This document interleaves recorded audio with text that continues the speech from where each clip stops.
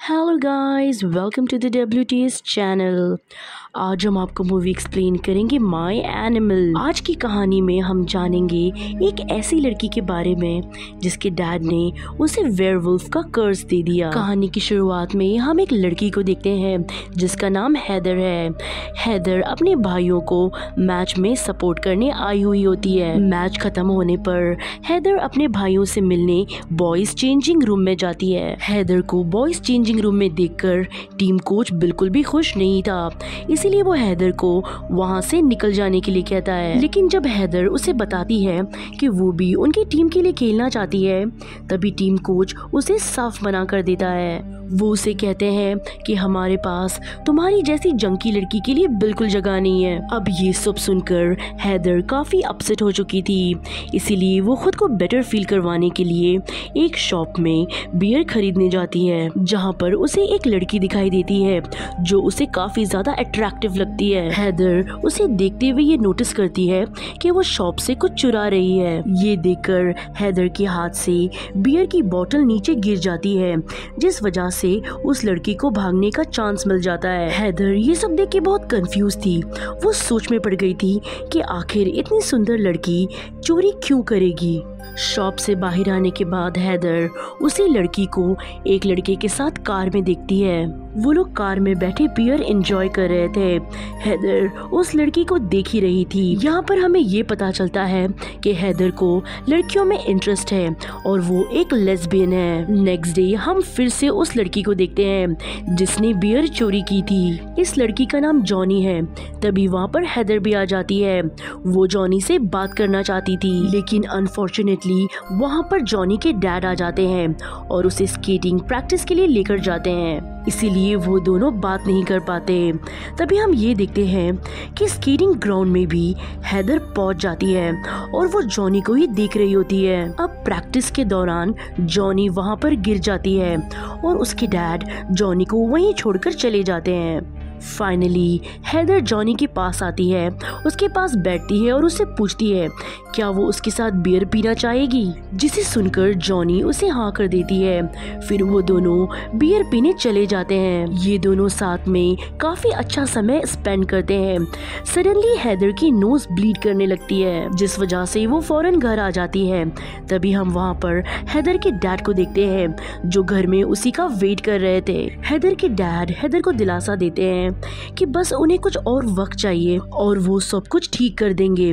Next scene में हमें हैदर के डैड को दिखाया जाता है जिनकी आंखें बहुत ही ज्यादा एबनॉर्मल दिख रही थी। यहाँ पर हमें पता चलता है कि हैदर के डैड कोई आम इंसान नहीं है, बल्कि वो कोई इविल पावर से पॉजेस्ड है। अब हम हैदर को देखते हैं उसके बेड पर। वो खुद के हाथ और पैर को चेन से बांध देती है और वो ऐसा क्यों करती है ये हमें आगे पता चलेगा। नेक्स्ट सुबह हम हैदर को टीवी देखते हुए देखते हैं, जहाँ पर टीवी में ये बता रहा होता है कि नेक्स्ट मंथ हमें ब्लड मून दिखने वाला है, जिसमें वेयरवुल्फ की ताकत बहुत ही ज्यादा पीक पर होती है। नेक्स्ट सीन में हम देखते हैं कि हैदर को जॉनी का कॉल आता है और वो उसे मिलने के लिए बुलाती है। हैदर जॉनी से मिलने बहुत एक्साइटेड होती है। वो बिना कुछ फिक्र करे तैयार हो जाती है। तभी हैदर की मॉम हैदर के पास आती है। वो हैदर के इतने रात में बाहर जाने के फैसले से खुश नहीं थी। वो उसे समझाती है कि तुम्हारा इस समय बाहर जाना बिल्कुल भी सेफ नहीं है, तुम खुद को और दूसरों को खतरे में डाल रही हो। तभी हैदर उनकी बात तो नहीं मानती, लेकिन उनसे प्रॉमिस करती है कि वो कोई गड़बड़ नहीं करेगी और मिडनाइट से पहले घर वापस आ जाएगी। अब हैदर जॉनी और उसके दोस्तों से मिलती है। वो लोग कसिनो जाने का फैसला करते हैं। रास्ते में ये सभी लोग नशे की गोलियां खाते हैं, जिस वजह से ये लोग सब नशे में होते हैं। कसिनो में ये लोग बहुत ही ज्यादा एंजॉय कर रहे होते हैं। तभी हैदर की घड़ी का अलार्म बजता है। तब हैदर थोड़ा अजीब बिहेव करने लगती है।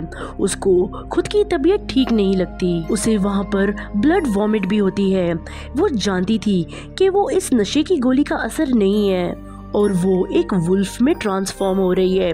वो जल्दी घर की तरफ भागती है। और किसी भी तरीके से घर पहुंचने में कामयाब हो जाती है।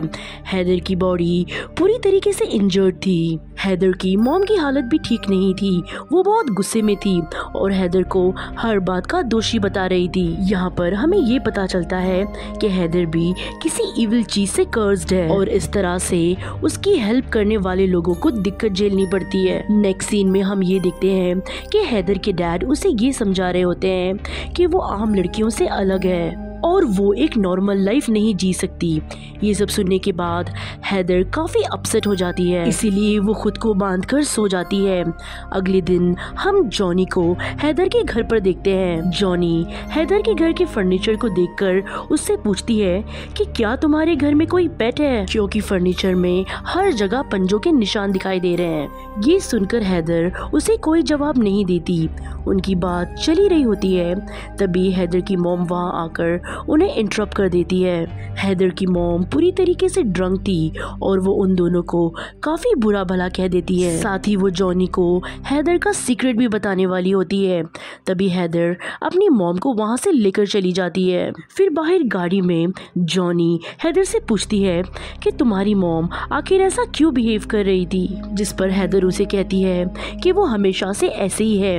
अब समय के साथ हैदर और जॉनी बहुत ही अच्छे दोस्त बन जाते हैं। एक दिन हैदर और जॉनी बैंडी का मैच देखने आए हुए होते हैं।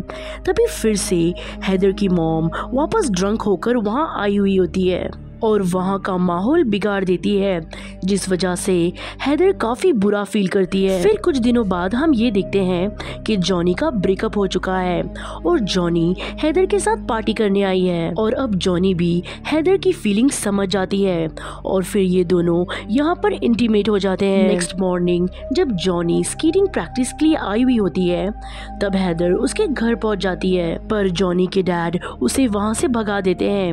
हैदर बहुत ही ज्यादा टेंशन में होती है, उसको कुछ समझ में नहीं आता कि वो क्या करे। जॉनी से मिले हैदर को कई दिन बीत गए थे।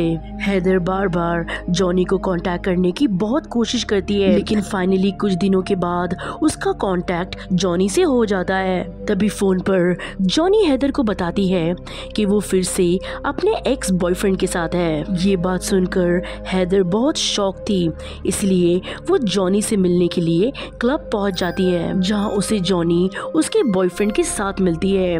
जॉनी के बॉयफ्रेंड को वो सब पता चल गया था, जो भी जॉनी और हैदर के बीच में हुआ, इसीलिए वो हैदर और उसकी फैमिली को बहुत कुछ उल्टा सीधा बोलने लगता है। साथ ही जॉनी भी हैदर से यहाँ पर बात करने के लिए मना कर देती है। हैदर पूरी तरीके से टूट चुकी थी, उसे समझ ही नहीं आ रहा था कि आखिर उसकी क्या गलती थी। कुछ दिनों के बाद हम ये देखते हैं कि हैदर के डैड की डेथ हो गई है और वो एक वुल्फ की बॉडी में चेंज हो चुके थे। अपने डैड की डेथ के बाद हैदर पूरी तरीके से चेंज हो चुकी थी, उसमें अब बहुत ही कम इमोशन रह गए थे। और आज हम देखते हैं कि आज ब्लड मून की रात थी। आज मून खून से सरा हुआ नजर आएगा और फिर हम हैदर को एक क्लब में देखते हैं और उसी क्लब में जॉनी अपने बॉयफ्रेंड के साथ आई हुई होती है, जहां पर हैदर वहां जाकर जॉनी को धक्का दे देती है। ये देखकर जॉनी का बॉयफ्रेंड हैदर को बुरी तरीके से मारने लगता है। हैदर यहाँ कुछ अलग ही दिखाई दे रही थी, जैसे उसे कोई भी पेन फील ही नहीं हो रहा था। फिर तभी हमें रेड मून को भी दिखाया जाता है, जो कि फुली रेड हो चुका था। अब यहाँ पर हैदर एक भयानक रूप में आ जाती है, वो पूरी तरीके से एक वेयरवुल्फ में ट्रांसफॉर्म हो जाती है और वहाँ पर जितने भी बुरे लोग थे उन्हें वो मार डालती है। जिसके अगले दिन हम फिर हैदर को देखते हैं, जो कि बहुत घायल दिख रही है और उसके घर के टीवी की न्यूज़ में एक डरावने भेड़िए की बात चल रही है और इसी सीन के साथ ये फिल्म यहीं पर ख़त्म हो जाती है। वेल, अगर बात अब हैदर की जाए तो हैदर एक इविल शक्ति से पोजेस थी, इसीलिए ब्लड मून और या फिर फुल मून को वो एक वेयरवुल्फ में ट्रांसफॉर्म होती थी और इसलिए इस बार ब्लड मून में उसने उन सभी को मार दिया जिसने उसके साथ गलत किया था। और ये बात तो हम जानते हैं कि हैदर या कोई भी वेयरवुल्फ बनने के बाद अपने सेंसेस में नहीं रहता, इसीलिए उसने जॉनी और उसके बॉयफ्रेंड को बहुत ही इजीली मार दिया। ये थी कहानी मूवी माय एनिमल की, जो कि एक कैनेडियन मूवी है। उम्मीद करते हैं कि आपको ये कहानी पसंद आई होगी। अगर मूवी की एक्सप्लेनेशन अच्छी लगी हो तो वीडियो को लाइक ज़रूर कर दें, और अगर आप हमारे चैनल पर नए हैं तो प्लीज़ हमारे चैनल को सब्सक्राइब करें। Thanks for watching.